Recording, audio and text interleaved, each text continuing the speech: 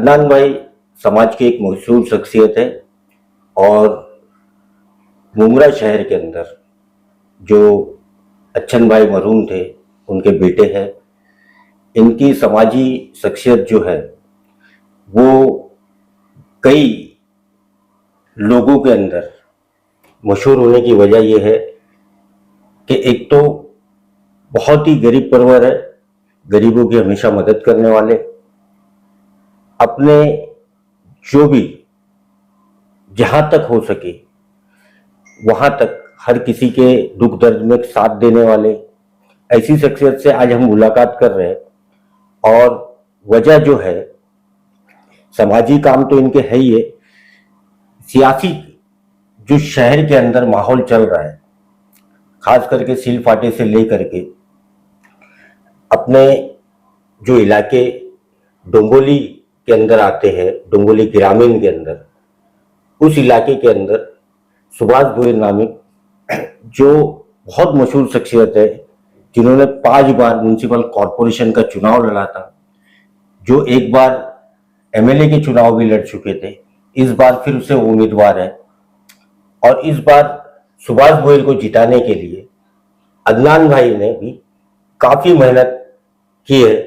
आइए जानते हैं अदनान भाई से कि सुभाष भोईर की शख्सियत उनके नजर में क्या है और सुभाष भोईर को जिताने के लिए वो क्यों कोशिशें कर रहे हैं। अदनान भाई, आपका बहुत बहुत स्वागत है।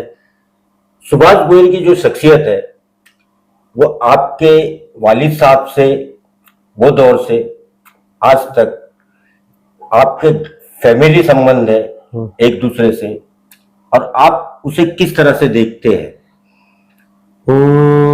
भाई, पहली चीज तो मैं अस्सलाम वालेकुम।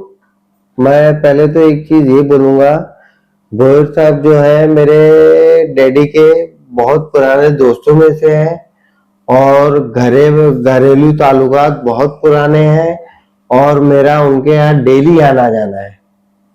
और भोईर साहब एक इसमें की शख्सियत है, जो भी काम हो, छोटा हो बड़ा हो या कोई भी सामाजिक काम हो, एक फोन कर दो, आधी रात को वो खड़े रहते हैं। और आधी रात को तो पहली बात तो खड़े ही रहते हैं। आप रात में 12 बजे भी चले जाओ तो भी वो आपके लिए खड़े हैं। तो इस तरह की शख्सियत है, मतलब सामाजिक काम में सुभाष भोईर बहुत आगे है। अब चुनाव की वजह से जो सामने का उम्मीदवार है वो मनसे का उम्मीदवार है, और मनसे जो है वो बार बार मुसलमानों पे, खास तौर पे अजान को लेकर के, दूसरे उत्तर भारतीयों पे, खास तौर पे उत्तर भारतीयों को टारगेट करना कि महाराष्ट्र में उनकी जो छोटे मोटे कारोबार उत्तर भारतीयों के जो है उन पे हमले करना, इस तरह से सुभाष भोईर जब मनसे के सामने खड़े हैं तो आपको क्या लगता है कि ये परेशानी, ये दिक्कतें जो है वो खत्म होगी कि नहीं होगी? भाई, पहले तो मैं एक चीज आपको ये बता दूं, राजू पाटिल साहब जो है, चाहे मस्जिद को लेके, चाहे मुसलमानों को लेके तासुबी पना कर रहे हैं, ये बहुत गलत है और ये नहीं करना चाहिए। हिंदू मुस्लिम को मिलके रहना चाहिए। ये एक बहुत बड़ी बात है। वो जो भी कर रहे हैं गलत है। अब 5 साल में आपने इधर जो भी आपने कई इमारतें बनाई है, कई ये बनाई है, तो उस दौरान जो आपकी प्रॉब्लम रहती है, कोई भी मतलब एक कारोबार आदमी खड़ा करता है, उसमें जो परेशानी आती है, मुसीबतें आती है, पानी की लाइन हो, दूसरे परमिशन की बात हो, तो उसमें राजू पाटिल जैसा आप शहर को बसा रहे हैं, राजू पाटिल का इस शहर के अंदर, इस इलाके के अंदर क्या योगदान रहा? भाई, आज तक तो मैं आपको एक चीज बता दूं कि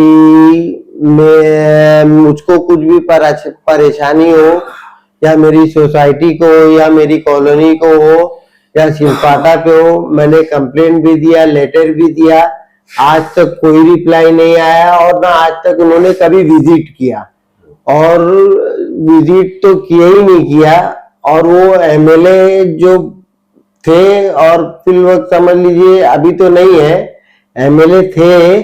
कभी उन्होंने अपने वार्ड में समझ लो शिलफाटा साइड और कल्याणपाड़ा साइड कभी उन्होंने दौरा नहीं किया।